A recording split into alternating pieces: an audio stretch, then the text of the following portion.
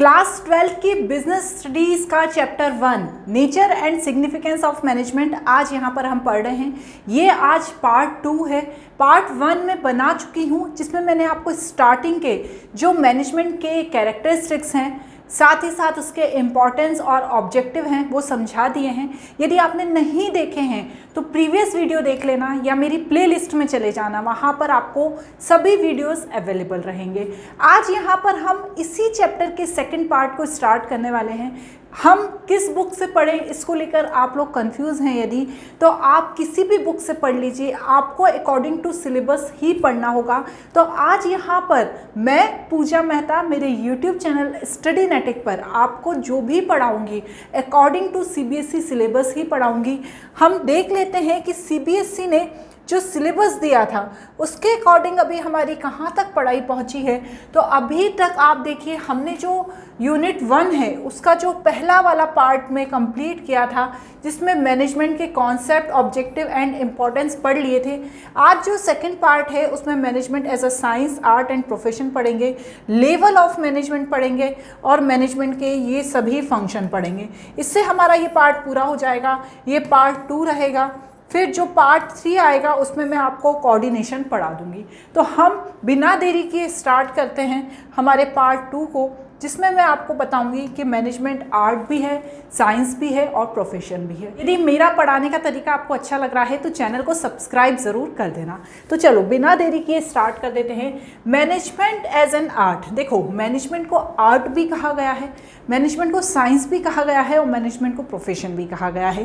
Case बनाकर आपसे question पूछे जा सकते हैं और पूछा जा सकता है कि यहाँ पर मैनेजमेंट एज अ आर्ट है या मैनेजमेंट एज अ साइंस है या मैनेजमेंट एज अ प्रोफेशन है। तो सबसे पहले अच्छे से इसको डिटेल में हम समझ लेते हैं कि मैनेजमेंट को कब आर्ट कहा जाता है। तो देखो, पहले तो ये बताओ कि आर्ट क्या होता है।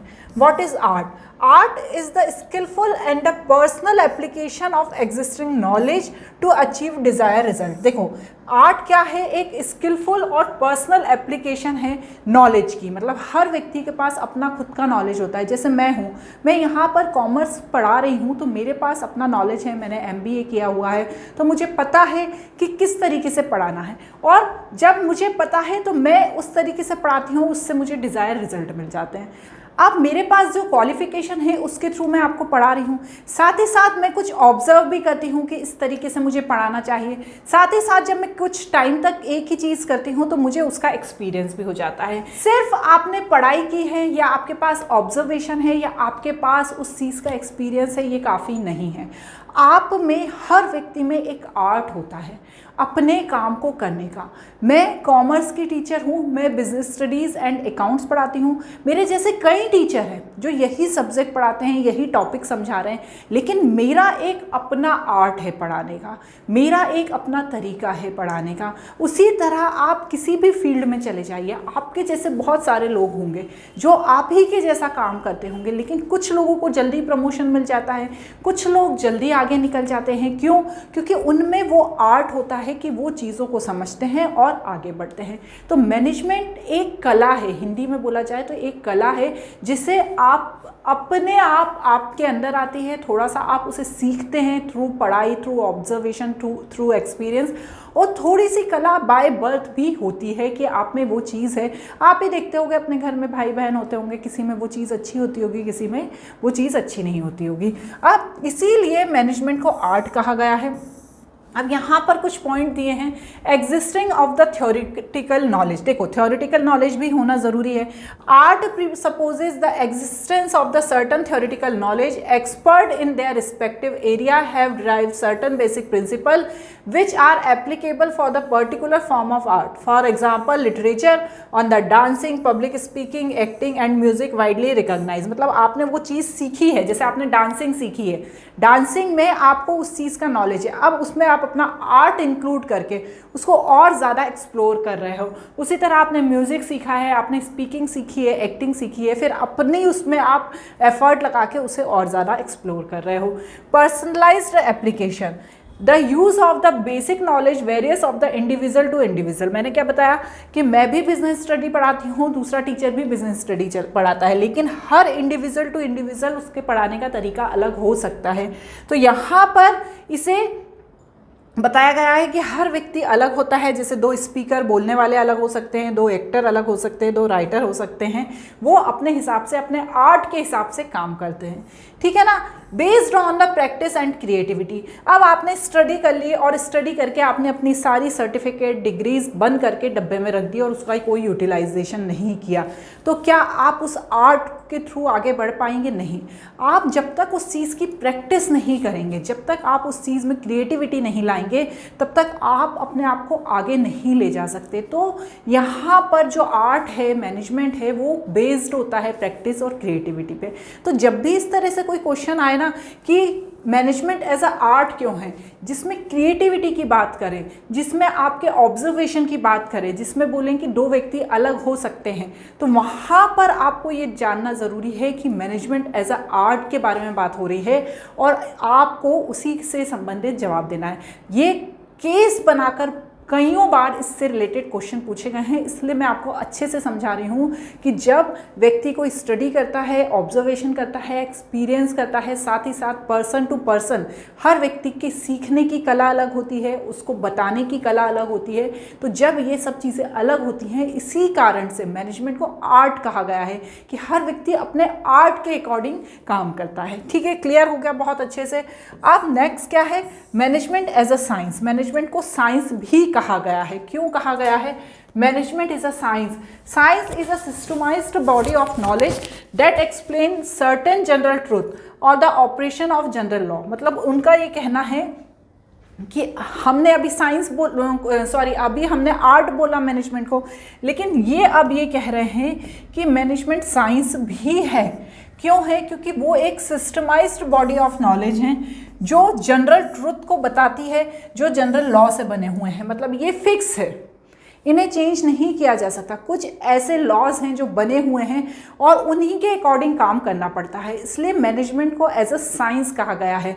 जब भी प्रिंसिपल्स की बात हो, जनरल ट्रुथ की बात हो, लॉज की बात हो, तब आप समझिए कि मैनेजमेंट एक साइंस है ना। आप इसका पहला पॉइंट क्या है? Systemized body of knowledge. Science is a systematic body of knowledge. Its principle are based of the cause and effect relationship. ठीक है ना, जो इसका प्रिंसिपल है वो कॉज एंड इफेक्ट रिलेशनशिप के ऊपर डिपेंड है। ठीक है, जैसे यहाँ पर एक एग्जाम्पल है, जब phenomena of the Apple falling from the tree toward the ground the explain the law of gravity. मतलब जब पेड़ पे से एप्पल नीचे गिर रहा था तो ये क्या हो गया था? कॉज हो गया था। और उसका इफेक्ट क्या हुआ था कि नीचे गिर गया। मतलब क्यों गिर गया? क्योंकि ग्रेविटी के कारण हो गया। तो क्या हो गया? कॉज और इफेक्ट में रिलेशनशिप हो गया। मतलब जो चीज़ें हैं, फिक्स हैं, उनमें कोई चेंज नहीं हो सकता। तो मैनेजमेंट को इसीलिए साइंस भी कहा गया है, क्योंकि जो चीज़ें बनी हुई हैं उनमें आप कोई चेंजेस उसमें नहीं कर सकते। ठीक है, principle based on the experimentation. Scientific principles are first developed through the observation, then tested through repeated experimentation under the control condition। ठीक है ना। तो अब क्या हुआ? सबसे पहले मैनेजमेंट को क्या हुआ, जो साइंटिफिक प्रिंसिपल के अकॉर्डिंग सबसे पहले उस पर ऑब्जर्वेशन किया गया, देखा गया वो कैसा है, फिर बार बार उसका एक्सपेरिमेंट किया गया और फिर डिसाइड किया गया कि भैया मैनेजमेंट एक साइंस है। ठीक है ना। अब इसमें नेक्स्ट है universal validity. Scientific principle have universal validity and application. अभी जो इसका सेकंड चैप्टर है ना, उसमें आपको टेलर, फेयोल, इनके बारे में, इनके प्रिंसिपल्स के बारे में पढ़ना रहेगा। तो उसमें ये बताया गया है कि इनकी पूरी यूनिवर्सल, इनको एक्सेप्ट किया गया है। तो साइंस से रिलेटेड जब भी आपको केस आए तो आपको कैसे समझना है कि मैनेजमेंट एज अ साइंस का केस है। जब यहाँ पर फिक्स रूल्स की, रेगुलेशन की, लॉ की बात की जा रही है, यूनिवर्सल एप्लीबिलिटी की बात की जा रही है, तब आपको science, management as a science वाला केस समझ लेना है। देखिए, मेन हमारा यही है कि क्लास 12 में केस से रिलेटेड बहुत सारे क्वेश्चन पूछे जाते हैं। यदि आपसे डायरेक्ट पूछ लिया management as a science explain, तो आप तो बता ही देंगे, लेकिन केस बनाकर यदि आपसे पूछ लिया तो फिर आप क्या करेंगे? तो अभी आपको कॉन्सेप्ट को समझना बहुत ज़्यादा ज़रूरी है। Management as a profession. Management को प्रोफेशन भी कहा गया है। क्यों? You have understand so far that the all form of the organized activity need to be managed. Management मतलब जितनी भी ऑर्गेनाइजेशन में एक्टिविटी होती हैं उनको मैनेज करने की नीड होती है। You would also have observe that organization look for the individual with the specific qualification and experience to manage them. मतलब जब हम ये देखते हैं कि किसी भी ऑर्गेनाइजेशन में किसी भी व्यक्ति को हायर किया जाता है या रखा जाता है तो उसकी एक स्पेशल क्वालिफिकेशन देखी जाती है कि उसके पास वो क्वालिफिकेशन है भी या नहीं। अब हम आगे देखते हैं, it has also been observed that there has been increase in the corporate form of business on the one hand and increasing emphasis of the managed business concern। तो ये भी बोल रहे हैं कि हमने देखा कि बिजनेस को मैनेज करने के लिए हमें इन्हीं प्रोफेशनल लोगों की ज़रूरत होती है। आप अनट्रेंड लोगों को रख लो जिनको चीज़ें नहीं आती है तो फिर आप उनके साथ काम करना आपके लिए बहुत ही ज़्यादा मुश्किल हो जाता है। तो यहाँ पर हम वही बात कर रहे हैं, आप प्रोफेशन को समझने के लिए उसके कैरेक्टरिस्टिक्स देख लेते हैं कि प्रोफेशन क्या है। तो well defined body of knowledge, all profession are based on the well defined body of knowledge that can be acquire through instruction. मतलब ये पहले से ही डिफाइन रहता है कि भैया हमें इस पोस्ट के लिए ये व्यक्ति चाहिए, उसकी ये क्वालिफिकेशन होना चाहिए, तभी वो इस प्रोफेशन में आ सकता है। तो ये एक well defined body of knowledge हो गई। रिस्ट्रिक्टेड एंट्री, मतलब हर कोई किसी भी फील्ड में नहीं जा सकता यदि किसी ने सीए नहीं किया है। देखो ना, एग्जाम्पल किया, for example to become a chartered accountant in India, candidate has to clear specific examination conducted by the Institute of Chartered Accountant in India। मतलब आप ऐसा नहीं है कि कहीं पर भी जाकर सीए के लिए अप्लाई कर दो और आपके पास सीए की डिग्री नहीं है, नहीं, पहले आपको चार्टेड अकाउंटेंट बनना होगा और उसी के बाद आप उसकी जॉब के लिए अप्लाई कर सकते हैं, ठीक है ना। Profession association, all profession are affiliated of the professional association which is regulatory entry grant certificate and practices and formalities. जैसे आपको लॉयर बनना है तो इनकी भी एक अलग एसोसिएशन है। लॉयर बनने के बाद आपको प्रैक्टिस करनी पड़ती है, प्रैक्टिस करने के बाद आपको प्रैक्टिस का सर्टिफिकेट मिलता है, फिर ही आप जाकर कहीं पर एज अ लॉयर वर्क कर सकते हैं। तो यहाँ पर प्रोफेशनल एसोसिएशन बनी होती है सभी लोगों की, चाहे वो डॉक्टर हो चाहे कोई भी हो। Ethical code of conduct, her profession में एथिकल कोड ऑफ कंडक्ट होता है, मतलब आप जिस काम को कर रहे हो उसे लॉयल्टी से करना चाहिए। तो आप देखेंगे कि जब भी कोई डॉक्टर बनता है तो डॉक्टर बनते समय उसे एक ओथ दिलाई जाती है, उनसे शपथ ली जाती है कि आप अपने काम को अच्छे से करेंगे, कभी भी अपने किसी मरीज का नुकसान नहीं करेंगे। तो ये एक एथिकल कोड ऑफ कंडक्ट है। सर्विस मोटिव, हर जो बेसिक मोटिव है, देखिए बेसिक मोटिव है वो है सर्विस प्रोवाइड करना। कि प्रोफेशन का क्या मतलब है, उसकी हमने क्लास 11 में पढ़ा है ना, प्रोफेशन मतलब सर्विस प्रोवाइड करना। मेन मोटो जो होता है किसी भी प्रोफेशन का वो अपनी सर्विस प्रोवाइड करना होता है। तो आप प्रोफेशन की बात जब आती है तब आप वहाँ पर नौकरी की बात, एसोसिएशन की बात, एथिकल कोड ऑफ कंडक्ट की बात, सर्विस की बात, जब आपसे केस बना के यदि ये कोई क्वेश्चन पूछ लिया जाए तो जब इन सारी चीज़ों की बात हो रही है तो आपको समझ लेना है कि मैनेजमेंट एज अ साइंस है। तो इन तीन चीज़ों को बहुत अच्छे से इनके कॉन्सेप्ट क्लियर कर लेना है कि इन तीन चीज़ों से रिलेटेड केस बनाकर पूछ लेते हैं, फिर आप कन्फ्यूज़ हो जाते हैं कि कौन सी आर्ट है, कौन सी साइंस है, कौन सी मैनेजमेंट है। इसलिए मैं आपको पहली क्लास में ही बता देती हूँ कि इन तीन चीज़ों को अच्छे से पढ़ लेना है। अब यहाँ पर देखो लेवल ऑफ मैनेजमेंट, बहुत ही सिंपल चीज़ है ये। लेवल ऑफ मैनेजमेंट क्या है? Top level management.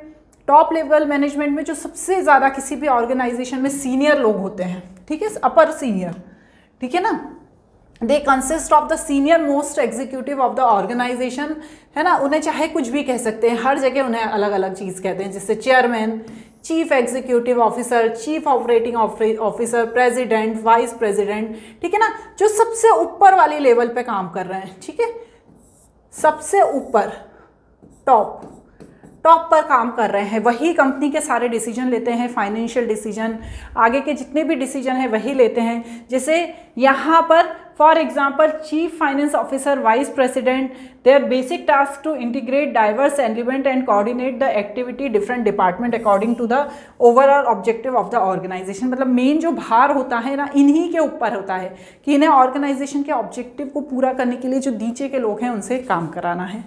नेक्स्ट होता है हमारा middle level management, in the link between top lower level manager, ठीक है ना। अब देखो तीन लेवल हैं यहाँ पर basically, top level, middle level and supervisory level, ठीक है। इसे लोअर लेवल या ऑपरेशनल लेवल भी कहते हैं, ठीक है ना, इनको ध्यान रखिएगा, इसको लोअर लेवल मैनेजर भी कहते हैं या मैनेजमेंट भी कहते हैं, लेकिन उसको अच्छा बोलने के लिए सुपरवाइजरी और ऑपरेशनल लेवल नाम दिया है। तो अभी हम मिडिल लेवल को समझ रहे हैं। ये लिंक होते हैं टॉप लेवल के और लोअर लेवल के, ठीक है ना। टॉप और लोअर के बीच का ये लिंक होते हैं। They are subordinate to top manager and the superior to first line manager. इन्हें फर्स्ट लाइन मैनेजर भी कहते हैं। देखो अब कितने सारे नाम दे दिए कंफ्यूजन के लिए, ठीक है ना।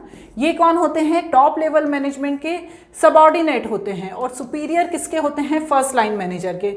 दे are usually known the divisional head, for example production management, कुछ भी नाम दे सकते हैं। देखो जो टॉप लेवल का है उसे कोई भी नाम से पुकारा जा सकता है, हर बिजनेस में उसका नाम अलग हो सकता है।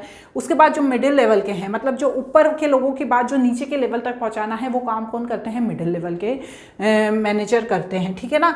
Middle management responsible for implementing and controlling plan and the strategies develop by the top management. At the same time they are the responsible for all activities of first line manager. मतलब वो दोनों ही जगह, इधर से भी उनको सुनना पड़ता है और इधर सुनाना पड़ता है, ठीक है।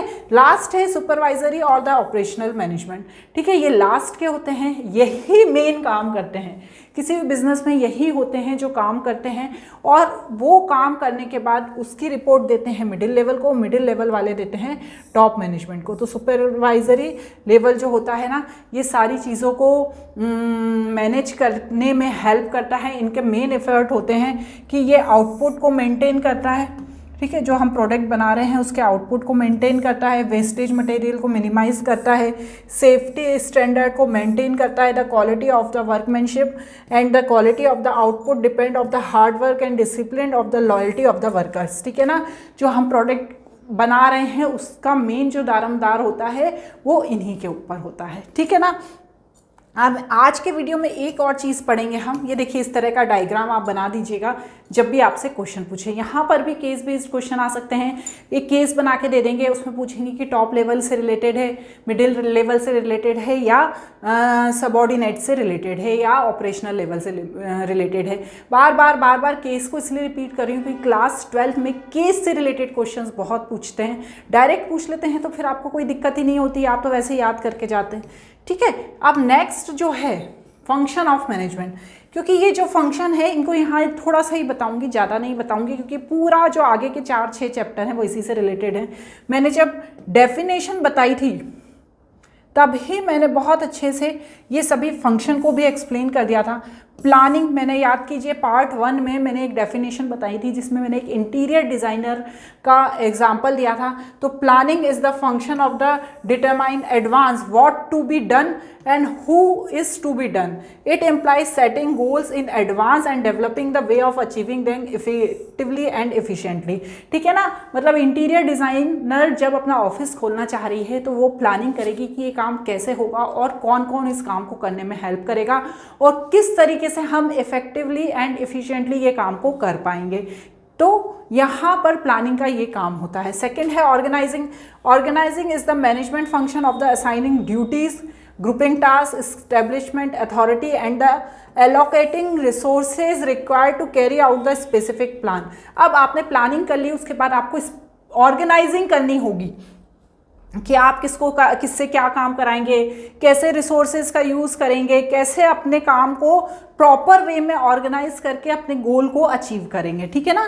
अभी छोटा छोटा बता रहे हैं क्योंकि प्लानिंग भी एक चैप्टर है, ऑर्गेनाइजिंग भी एक चैप्टर है जिसमें यहाँ पर इसको हम और डिटेल में समझेंगे, ठीक है। इसके बाद आ जाएगा स्टाफिंग, लोगों को रिक्रूट करना, क्योंकि जब आप कोई बिजनेस स्टार्ट करते हैं तो आप अकेले हर काम को नहीं कर सकते। तो स्टाफिंग बहुत ज़्यादा इम्पॉर्टेंट है कि किस तरह से लोगों को ऑफिस में काम करने के लिए रिक्रूट किया जाता है, मतलब किस तरह से उनका इंटरव्यू होता है, फिर किस तरह से उनको 10 लोग आए हैं उसमें से 5 लोगों को सिलेक्ट किया जाता है, 5 को बाहर किया जाता है, तो पूरा स्टाफिंग में करते हैं। फिर डायरेक्टिंग, जब हमने देख लिया, देखिए मैं इतना ये पूरा जो लिखा है वो नहीं बता रही हूँ, बेसिक ओरली बता रही हूँ, जब हम ये चैप्टर पढ़ेंगे तो पूरा समझेंगे। Directing involve leading, influencing and motivating employ, मतलब आपने लोगों को रख लिया, अब रखने के बाद आप सो तो नहीं सकते ना, आपको उनको मोटिवेट करना पड़ेगा, बोलना पड़ेगा कि इस तरीके से काम करो, हमें अपने गोल अचीव करना है। तो ये सारा काम किस में किया जाता है? डायरेक्टिंग में किया जाता है। ये भी एक चैप्टर है जिसे हमें पढ़ना है। और उसके बाद लास्ट होता है कंट्रोलिंग। अब एम्प्लॉय आए, उनको स्टाफिंग हो गई, उनकी डायरेक्टिंग हो गई, अब उनको कंट्रोलिंग करना ज़रूरी है। क्योंकि आप देखेंगे कि एम्प्लॉय आते हैं, प्रॉपर वर्क नहीं करते, हम अपने गोल्स को अचीव नहीं कर पाते। क्यों? क्योंकि जो हमारा हेड होता है वो देख ही नहीं रहा है, चीज़ों को कंट्रोल ही नहीं कर पा रहा है। तो सबसे इम्पॉर्टेंट जो इसका फंक्शन होता है वो डायरेक्टिंग होता है, जिसमें हम ये अपने ऑर्गेनाइजेशन को के गोल्स को अचीव करने के लिए जो हमने लोग रखे हैं वो सही तरीके से काम कर रहे हैं या नहीं, उसे देखा जाता है। तो आज यहाँ पर हमने पार्ट 2 पूरा समझ लिया है चैप्टर 1 का। इसका एक और पार्ट बनेगा पार्ट 3, जिसमें मैं आपको पूरा एक्सप्लेन कर दूंगी जो इसका बचा हुआ पोर्शन है। इस तरह से हमारा क्लास 12 का चैप्टर 1 कंप्लीट हो जाएगा। वीडियो अच्छा लगे तो अपने फ्रेंड्स के साथ ज़रूर शेयर करना।